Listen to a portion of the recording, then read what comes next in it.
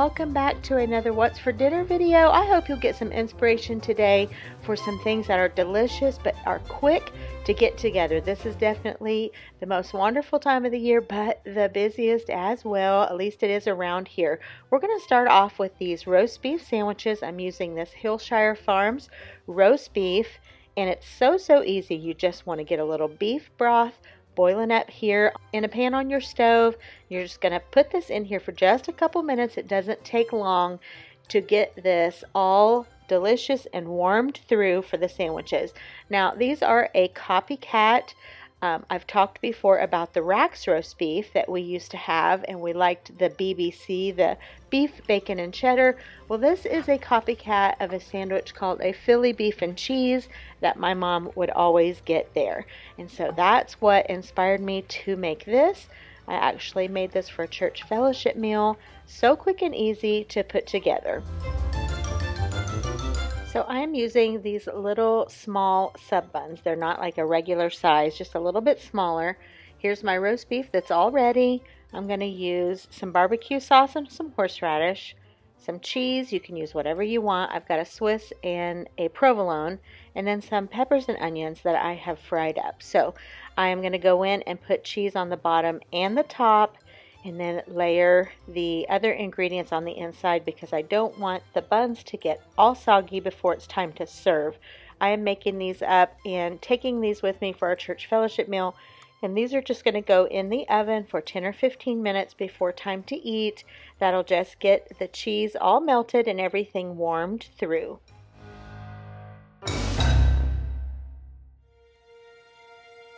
Angels we have heard on high, sweetly singing o'er the plains, and the mountains in reply, echoing their joyous strains.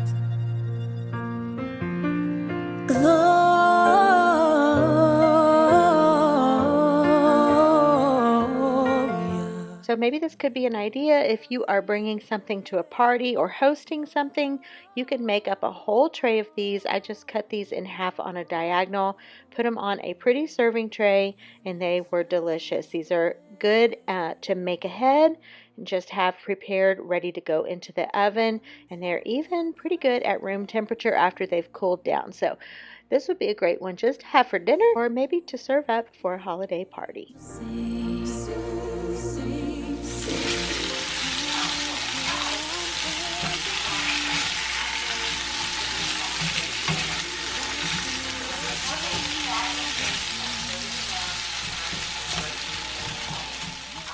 Alright, for tonight's dinner we are having some fried potatoes. Starting off here with those, I've just got those fried up partially.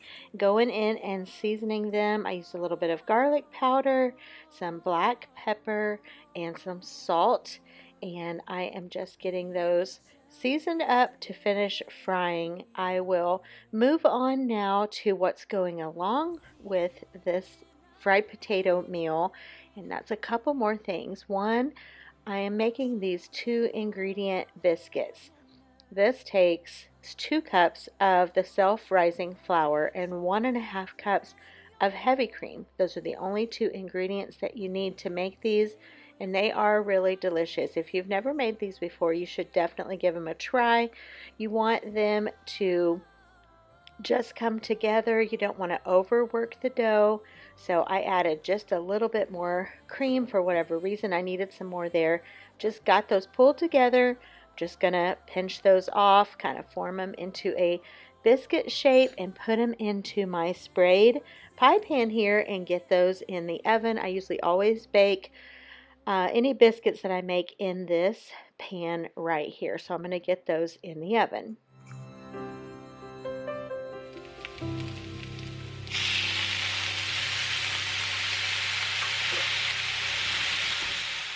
Now I'm just pouring in just a little bit of water here to help steam up these potatoes here at the last, and that'll help them to get tender, and then they'll continue to brown. And then for meat, I'm using this Smithfield smoked pork chops. We like these, the bone in. These are so good and so quick. I've showed these many times on my channel, but if you need something quick to the table, hearty comfort food, these are the trick every time. We just love these. So simple. Just put them in the pan and fry those up. Now, they got a little bit brown on one side, and look at this delicious broth that came from that. I decided that this had to be made into a gravy. If you've been around here long, I've talked before about us liking a dark gravy. So this isn't a lot of broth here, liquid to make up a gravy, but it was enough. So I made just a little bit to go along with it.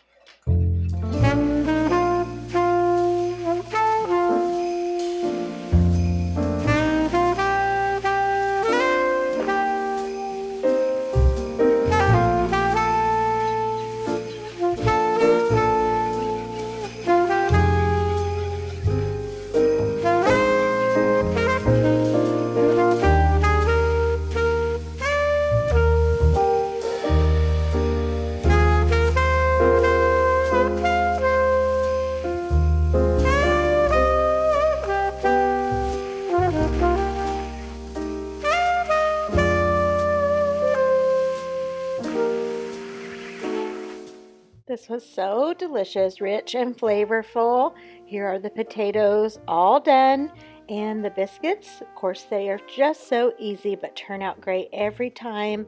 And then the ham, the smoked pork chops, pretty much ham, all done, and we are ready to plate up. This was so good. I was just in the mood for all of these things, and so that's when they taste the best, when you make what you are hungry for. Since there wasn't a whole lot of gravy, I just put it on the side, and that was kind of for dipping, whatever we wanted to dip in there. This was really a yummy meal. Take a look at this. This is not the ordinary meatloaf that I usually make. I've had this pinned on my Pinterest for years, and I finally got around to making it. It's called Old School Lipton Onion Soup Meatloaf. So it's an older recipe, many years old, and I just thought it sounded intriguing and it was worth giving a try. We really enjoyed it, spoiler alert. And so I'm going to get into sharing with you how I made this meatloaf. I did cut the recipe in half, but be sure and look below. I will have a link that you can click on to go get the full recipe.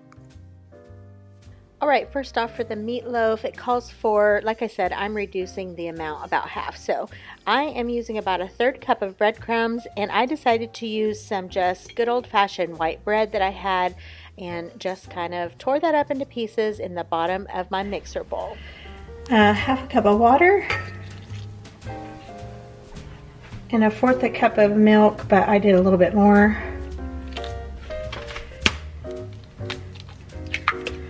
One egg,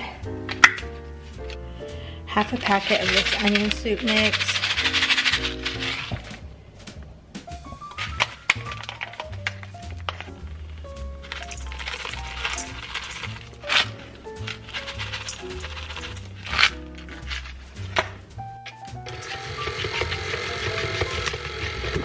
one-third cup of ketchup,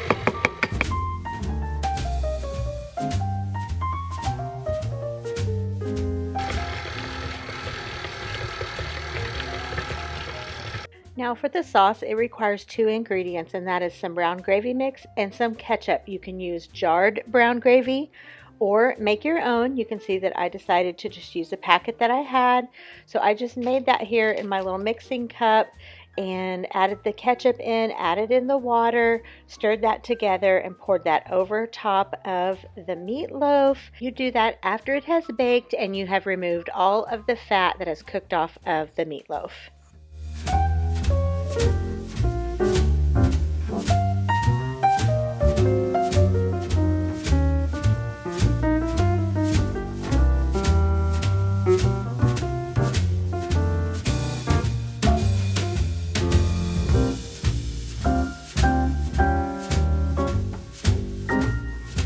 To serve as sides to go along with the meatloaf, I decided to fry up some cabbage. I just slivered up in the way that we prefer it most, which is kind of in fine long slivers. Seasoning that up with the last of my Kinder's caramelized onion butter. I finished that one up. That was a really good seasoning to have.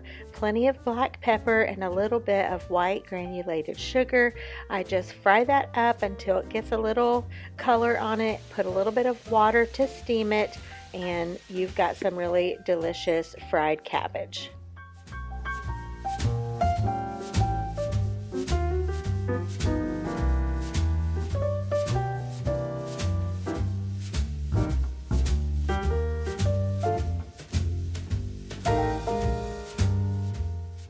This whole meal was so delicious. I would definitely make this meatloaf again.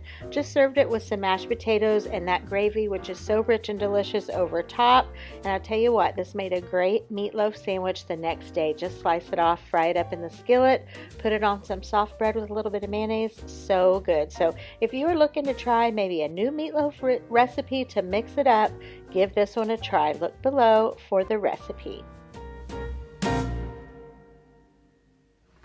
All right, and here's another one of those quick to the table meals. I am browning up some ground beef here for some taco salad. And this actually is a quite different flavor in the meat than I've done before. So you want to stay tuned here to see what I use. So a pound of ground beef, seasoned and drained. I'm going in with a whole lime, just putting all that fresh lime juice in there. It just brightens up the meat and gives it such a good flavor. And then I just went through my envelope packets that I have, and I decided to use this one here. I found this one at Walmart not long ago, and I was intrigued by it and thought, you know what, we're going to try this. So it's a chorizo seasoning mix. On the back are directions using ground pork or ground beef. I didn't have the ground pork, so the ground beef recipe is what I'm using. Now, in addition to what it says on the back, I decided to put in some fresh salsa, and you'll see here I put in a little bit, and then I decided I'm going to put in the whole thing. And by the time this was all said and done, this was such a thick, really, really flavorful meat here to use in our taco salad. I think this one would also be really good in a tortilla, so like a burrito maybe, or some enchiladas. The flavor from that seasoning packet was really, really good. It had a smoky flavor to it. I highly recommend that. If you see that at Walmart, pick that up. It's definitely worth trying. Of course, I added in the water that it said on the back of the package, and then after I tasted it for seasoning, I felt like it needed just a hint of something sweet. Not really for the sweet factor, but just to kind of cut through the tomato and the flavoring packet. Just to add a extra layer of flavor, I went in with just a little bit of honey. And when I say a little bit, I probably used a half of a teaspoon of honey. So that was great as well. It just added some dimension in flavor, I think. So I just let this all cook up here and then just built taco salads with the things that we enjoyed. I had some bagged salad mix that needed to be used. I used my cheese shredder and shredded up a block of Colby Jack. I also had this queso quesadilla cheese from Kroger. I love that one. If you haven't tried that, that's a really good shredded cheese for Mexican of any sort. And then we just put on some hot sauce, and then I had a couple different bags of Doritos. We ended up going with this loaded taco, and this was yummy. Taco salad is always really delicious and filling, and like I said, it's one of those that are quick and easy to get pulled together to have dinner. All right, you guys, that wraps up this video. Thank you so much for watching. I have not had a video up in a couple weeks because we have just been incredibly busy and I haven't been cooking as much, but I'm glad to be back on track. I hope you all had a wonderful Thanksgiving and are moving into this next little portion of the holiday season with excitement. We are around here, that's for sure. Appreciate every time you stop by.